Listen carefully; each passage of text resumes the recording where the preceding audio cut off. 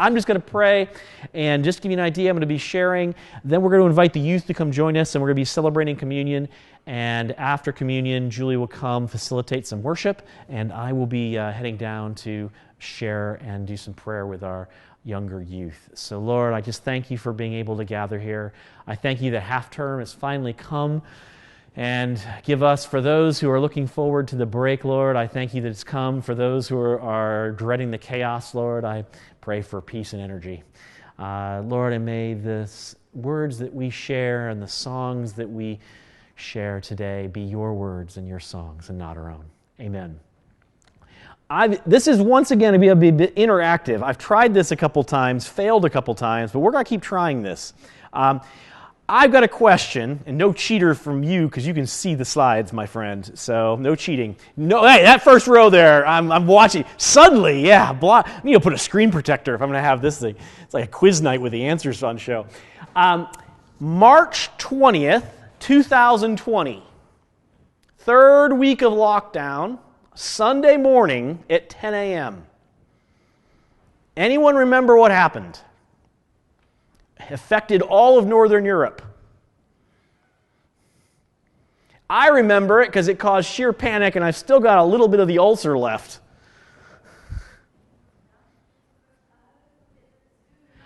Yes! Zoom broke. And here's a clip from The Independent. Zoom down, amps up for outages, users report audio and video problems. And guess what? They reported plenty of them because I've still got the phone messages to prove it. The tech company has not yet acknowledged the outage, they never did, which came as churches attempted to hold their Sunday services on the site, prompting one Twitter user to joke, "Looks like the church broke the internet." I love that.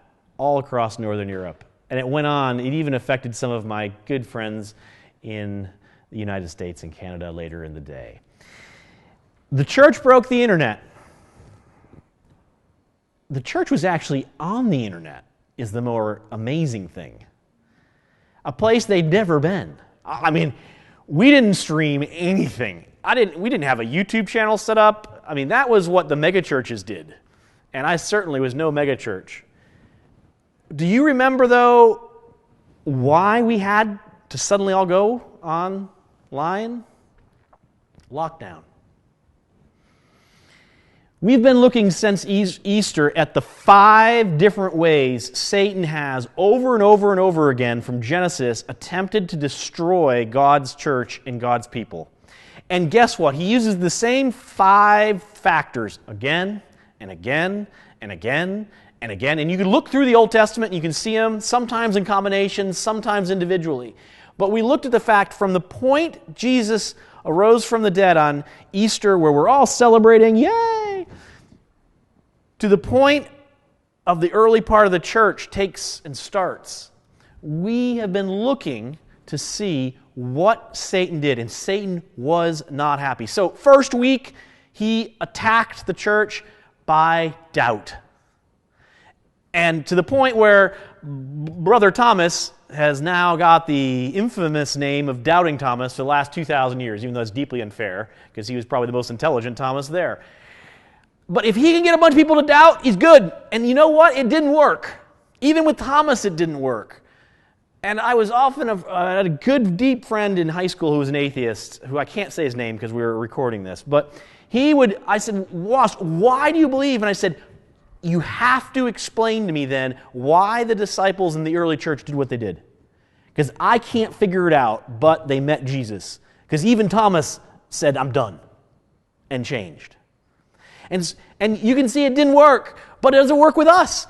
And we also looked at the fact that church is not a place that has the absence of doubt. Church is a place where we're not captive to that doubt. We have doubts about all sorts of things, but it doesn't stop us. And it didn't stop the early church.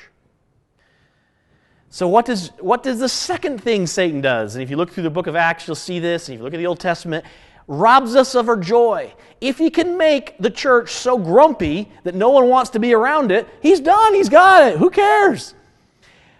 And we ask ourselves, have you ever been to a grumpy church? And everyone here went, yeah.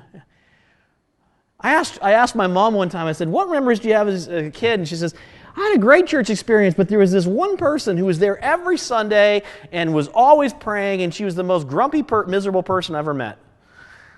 And that's pretty much the reputation the church has. And we shared about the fact that when I went and we tried to do Clough Day, we did Clough Day last week as a church.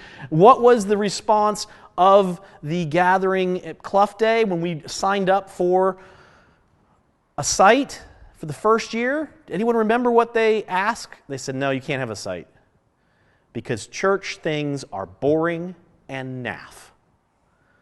That was the response.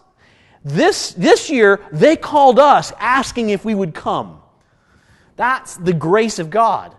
But that's the reputation the church has. Who wants to spend an hour and a half in a boring church, quote unquote? So if Satan does that, he's won. And we said, where's our joy? Is it some happiness that we generate? No. Is church a place where people who are not joyful can be? Yes. But lack of joy is not a lifestyle. It's a temporary challenge. And we see Satan try to rob them of their joy, and he failed. And the church continued to spread. Then we looked and we saw last week what did Satan try to do? He got the leaders arrested. Now, I'm not a big fan of this, because if I get arrested, I'm out of the country, and that'll cause great work problems. But that's what he did. And he used the political powers to try to stop the church. And if you remember the story, they were thrown in prison overnight. And yet they came out joyful, unbelievable. And 2,000 people came to know Jesus as they were being arrested. Wow.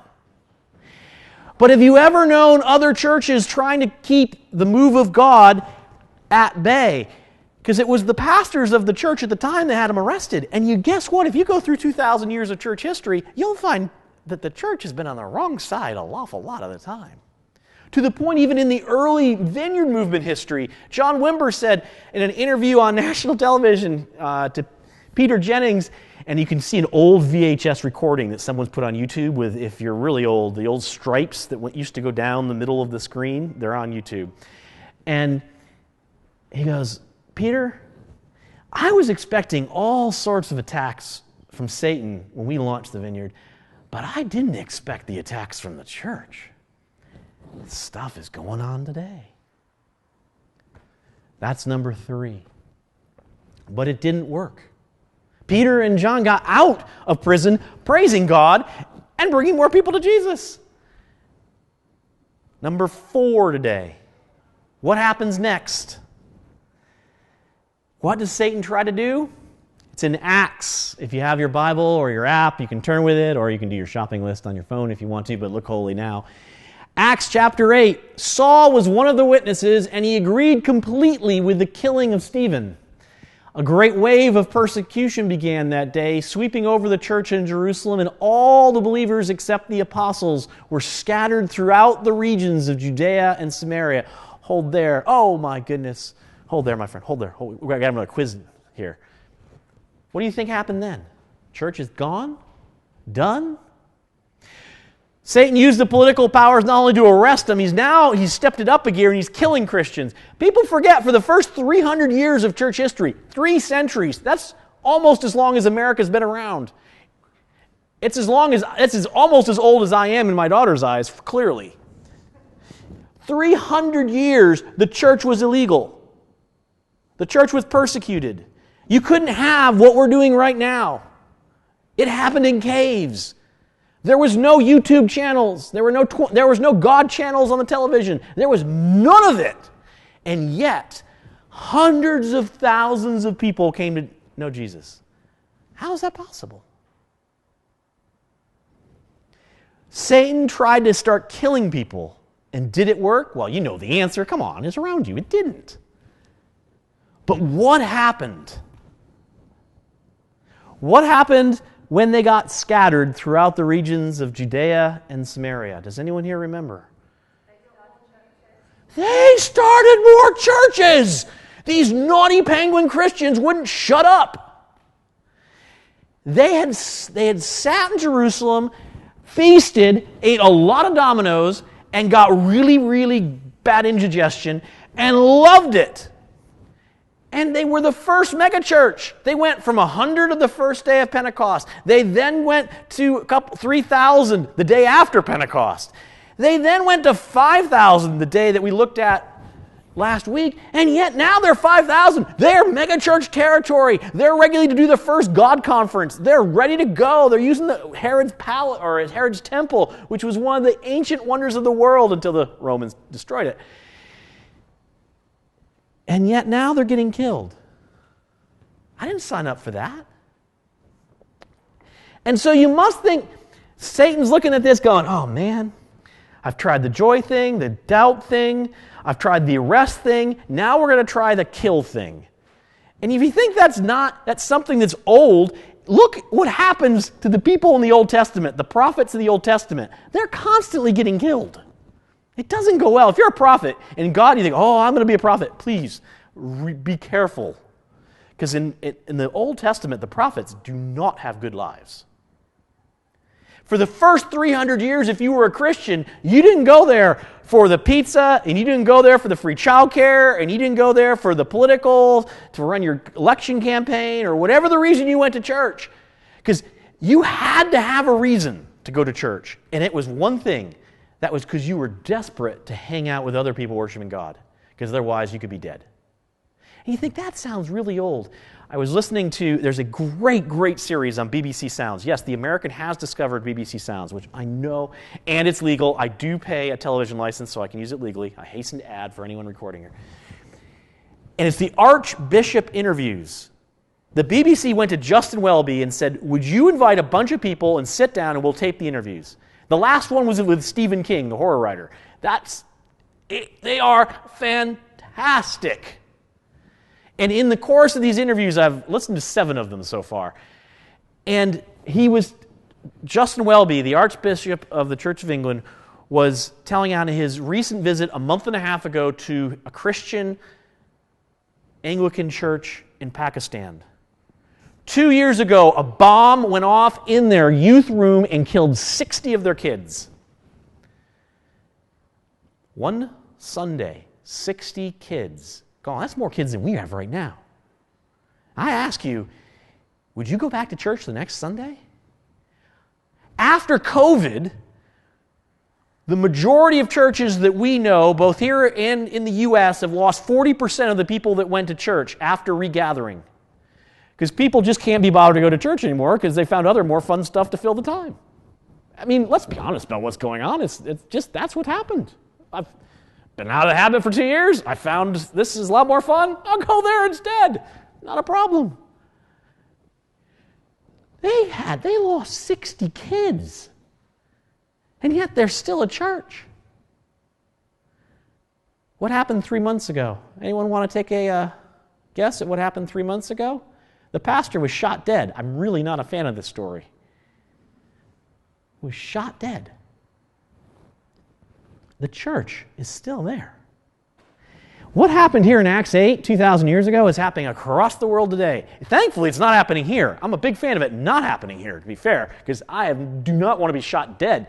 But this happens, and yet the church is still there, bringing people to Jesus in the midst of all of that. And what happens here in this church? You people in the back row probably cheating already. You can read the box there. Some devout men came and buried Stephen with great mourning and at great risk. But Saul was going everywhere to destroy the church. He went from house to house, dragging out both men and women to throw them in prison. And prison was not a nice place. You were not fed, and you probably died from horrible diseases. But the believers who scattered preached the good news about Jesus wherever they went. Wow. Man. Satan tried to kill the church. Guess what? He said, I can't take this church. I'm going to start killing people. And what did happen? They were scattered. What happened when COVID came around? Anyone remember? It was supposed to close church. On the television, constantly, churches are closed. And it used to absolutely wind me up to no end. Because during that, what did our church do and so many other churches do? We hired our first member of staff to oversee kids stuff because it was going bonkos. And did kids stuff? Did the church close? No, the church kids stuff was never busier.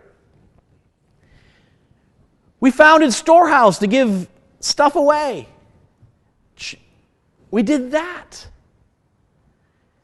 Did the church close? We're not the only one. Hundreds of churches opened up food banks and other things, all when the church was suddenly closed. Satan tried to close the church, and yet the church did exactly that. What killed Zoom at Sunday at 10:30 a.m.? It wasn't their servers. It was for the first time the church went on the internet. And do you understand where your sons and daughters are right now? Have you ever seen one of these things? This, to anyone under the age of 25, is the most important item in their life. I have never seen such devotion to such a small piece of material mass. I've also never found such an incredible behavioral modification tool. Because the threat of the removal of this thing called the phone is instantly, like nothing else, will cause my younger daughters to actually listen to me for a brief moment. The other thing in the household is called Wi-Fi, or Wi-Fi, if you don't know what it is. It's Wi-Fi. The mere threat of me, who pays for the Wi-Fi, turning it off, leaving my daughters unconnected from TikTok for a few, and Instagram for a few brief moments. They might not be able to do their streams that they've been keeping up for 500 and plus days. Boom. See, I got a little something that I'm going to share with you, which is controversial, but I'm going to record it anyway, and I'll get the emails in the comments. For all the horrors that Satan released COVID on this world, he blew it with the church. Because for the first time, the church went where an entire generation was. They went online. He tried to close the church down by having people arrested in Jerusalem. What happened? It spread all over what is now the Middle East, up into Turkey, spread like wildfire. See, every time Satan tries to kill the church, he pushes it to an area the church has been ignoring. The reason I was in my New Testament class, a professor that I was there said something I never clocked about this passage. He said, I've always believed, this is the prof saying, that the reason why the persecution came is the church stopped going. Instead, they sat in the temple and they started institutionalizing. And so God said, no. I said, go. Not sit in Jerusalem and throw conferences and write books. I believe there's a huge amount of people that will only ever engage with God on this device, or if you're really posh, an iPad or tablet, if you're like me with old eyes and can't read this thing. And yet, in the midst of COVID, guess what? We shut Zoom down. And at least a few computer engineers at Zoom actually realized there was a church, which I bet you a bunch of them never even realized there was this thing called church. So the question I have, this is where to end in these two questions, and I'm not going to give you the answers. These answers are for you guys to figure out because I haven't figured them out myself. First question, if Satan is so desperate to kill church community, is church community at all important to you?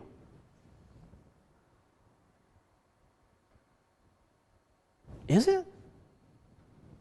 Is it something you're willing to give your time to, your efforts to, your money to, or is it something that's just kind of an optional extra if I have the chance and I don't have a better offer somewhere? Satan killed people to keep them from gathering at church. Those people in Pakistan lost 60 of their kids to gather in church, and they just 3 months ago lost their pastor who was assassinated. I ask you again, is church community that important to us, to you, to me?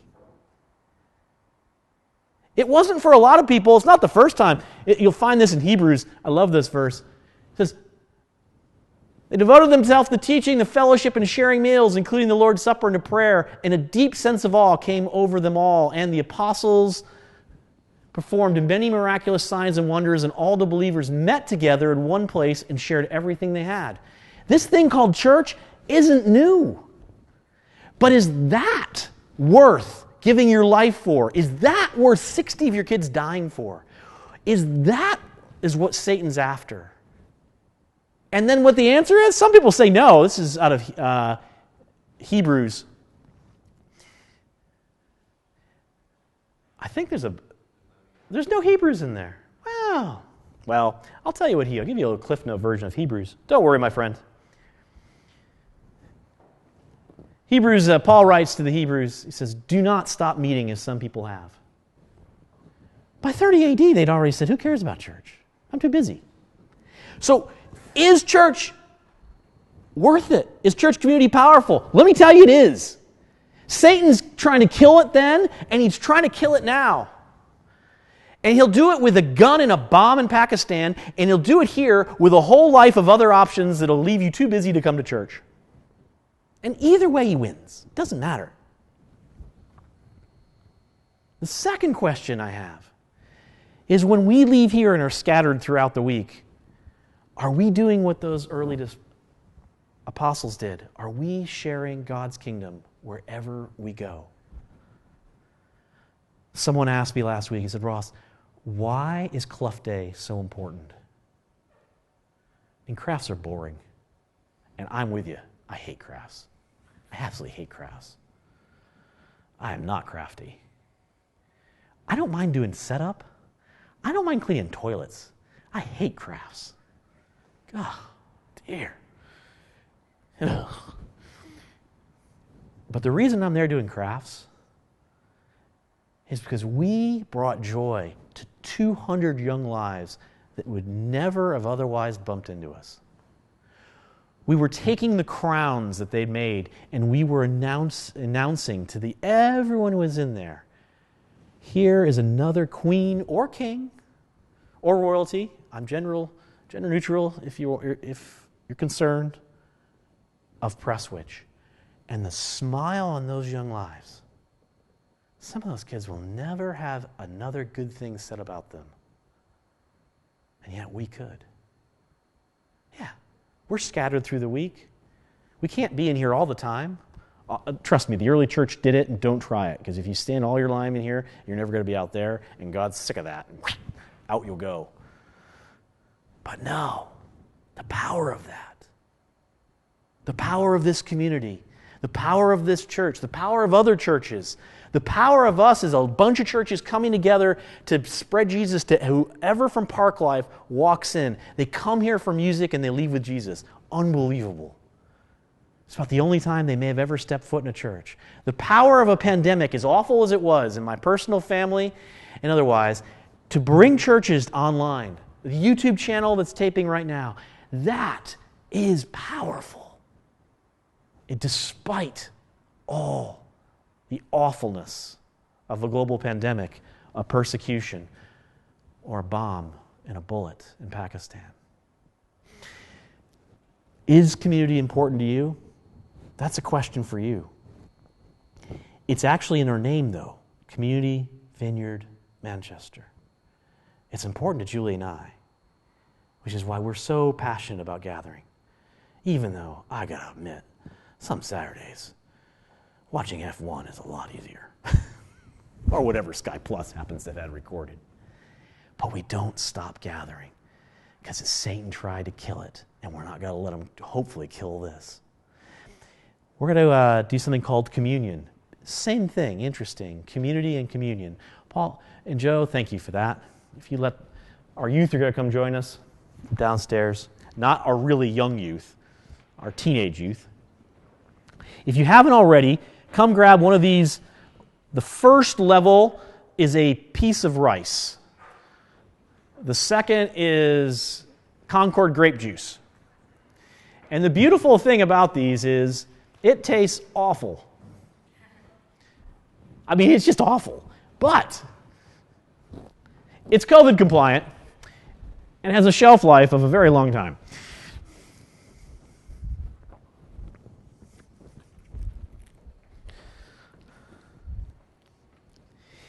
It's interesting, if you read about the early church, what they used to do is they hung out a lot. They ate a lot of meals, small groups. Everyone thinks small groups is some 1990s new church idea. They should have read Acts. It's been in there for 2,000 years. They also did the Lord's Supper at their houses. And I know from some church streams, that's controversial. It's like, you weren't in a church when you had communion? No, they didn't have a church. And they really didn't have a church after this persecution broke out. But up there is a piece of stained glass.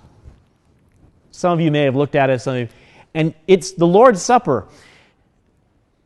And it's interesting, of all the things Jesus could have done for the very last time he was with his disciples before he was arrested, what did he do? Anyone want to let me know what he did at that in that stained glass up here? Yeah. He did. He partied and had communion. He didn't, I mean, if it's the last time you're going to be with your disciples and this is your big send-off, don't you do something else? Don't you make it important? Okay, get your notebooks out, sit down, write this down. Peter, knock it off. No, he didn't. He partied with him. He did communion. If you don't think community is important, but I'll tell you, there's one person that did, and he's in that stained glass window. It was Jesus. So we're going to do what he did. Jesus, you can see there's a cup and there's some bread, and he held up the piece of bread and he snapped it. If you've ever seen stone-baked bread, you can just snap. I can't anymore. It's got gluten in it. It's a long story, but anyway, this is rice, thankfully. Snap! And he said, do this in remembrance of me. I hope you remember Jesus all week, but I really hope you remember how important community is once a week. And that's why we're doing this today. So if everyone wants to just take this piece of rice out of the top layer, if you can figure out how to do this the first time, you're amazing. Took me 3 goes. Oh, sugar, I did it wrong again. Straight back into the Concord grape juice.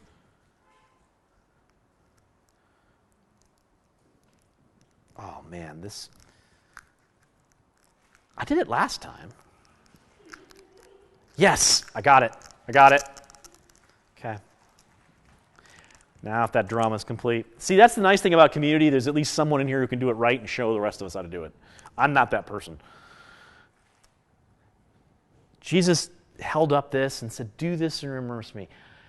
It cost Jesus everything to allow us to be reconciled to God.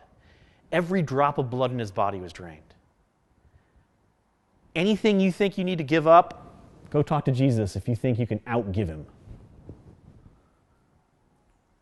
For the wider church in Pakistan that's lost 60 of their kids and their pastor, they're part of our community. So before we take this piece of bread, think through the sacrifices of Jesus and others, and if you really want to be dangerous, ask God what you need to give up to be more used by him. And I join you in that.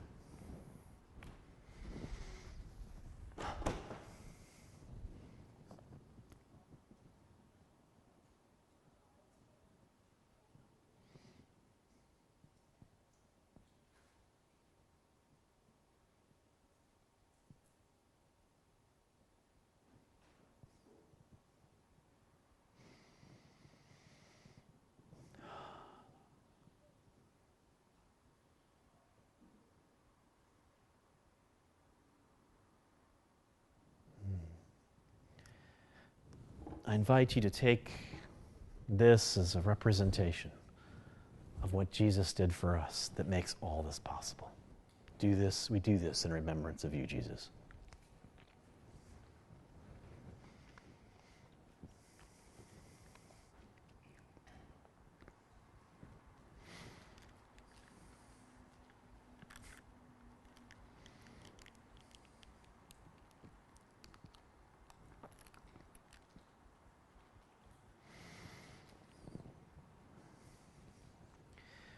Then Jesus took the cup, and you can see a cup there. It's a very nice looking cup, actually. And he filled it with some wine, and he held it up to his disciples, and he said, "This is my blood, poured out for you." Jesus had nothing to gain by being sacrificed. It was all for us. He was already God. It didn't make him more God.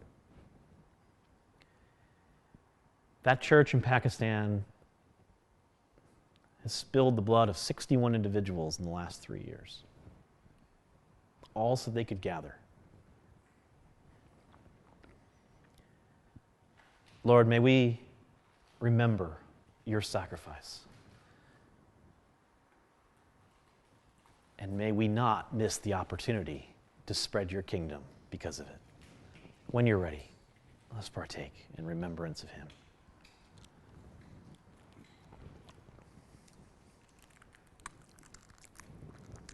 Concord grape juice is a whole lot better than that race thing.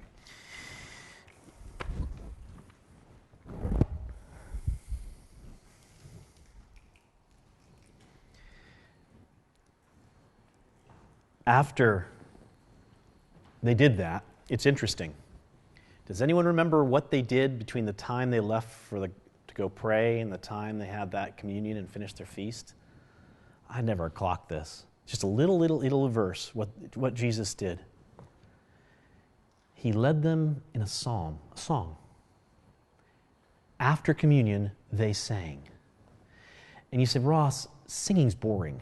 I hate singing." Well, let me tell you, there's 50,000 people at Park Life that don't mind singing. What is the power of singing? It's the truth being proclaimed to rhythm. It's powerful. That's why music is so powerful. And people will pay hundreds of pounds to sing it in a muddy field. But that's why it's powerful for churches. And that's why Satan hates music. And why he will gladly take it over. I have no idea what the song that they sang was. I would have loved it if they'd recorded it. But it's not in there. But we're about ready to do is sing, and my prayer is, as we sing, as we proclaim the truth that'll be in those songs, it won't be words just about Jesus. It will be songs to Jesus. So I'd invite you, if you're part of the band, come, gather. If someone's willing to swap out with Julie, that would be great, because she's right now with the kids, and she kind of really needs to be up here. She's amazing, but being in two places at once is difficult. Kenny, feel free. I've attempted to make sure that's all right, but move it around however you want. So, people ask, "Ross, why don't you start CVM's gatherings with music?" Most vineyards do. Most churches do. Because the reason is that allows people to be late and not miss the talk. And second major, that's the first thing, is everyone's standing, so if a person's late, it's not like, "Ooh, didn't stop watching footy today, did ya? Look at who's coming. Yeah. No, that's why most churches do the music. And in Woking Vineyard, that's what we did. We always had the music first. And we had people that would always be late, and they knew how long the 5 songs were, because they were always 5 songs. And that was it. It was 22 minutes. I knew that because it was clocked. And at 21 minutes, the person with the microphone is beginning to stand. You ever seen the move of the pastor? It's like, 21-minute time. I'm going to move up here. And the person's singing, and suddenly it's like the Emmys. They're off. No, when Julie and I, we first started CVM, we said, no. We do gathered environments. We do Ross's talk first, because if you're going to miss something, you ain't missing much. And the second thing we're going to do, you guys are lovely.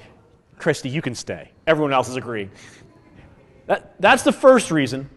The second reason is the most powerful thing we can do in a gathered environment, because my gosh, you can watch these talks on YouTube if you want, is singing in community, proclaiming God's word, singing our praises not about Him, but to Him. That's why we do this at the end, because His presence loves when people sing. And it was so powerful that of all the things that Jesus did, after that stained glass window was painted, because it's 2,000 years old, they sang before they left. And so I invite you, come. If you want to do a conga line, do another conga line. If you want to stand and worship, if you want to come here and kneel, come here and kneel. No one's got to be bothered. Your eyes to be closed. This is to Jesus, not about the person next to you. If you're tone deaf like my poor dad, sing out. Who cares? The PA system has got plenty of power. And Joe's responsible for it today, so it'll be really loud. So I'd invite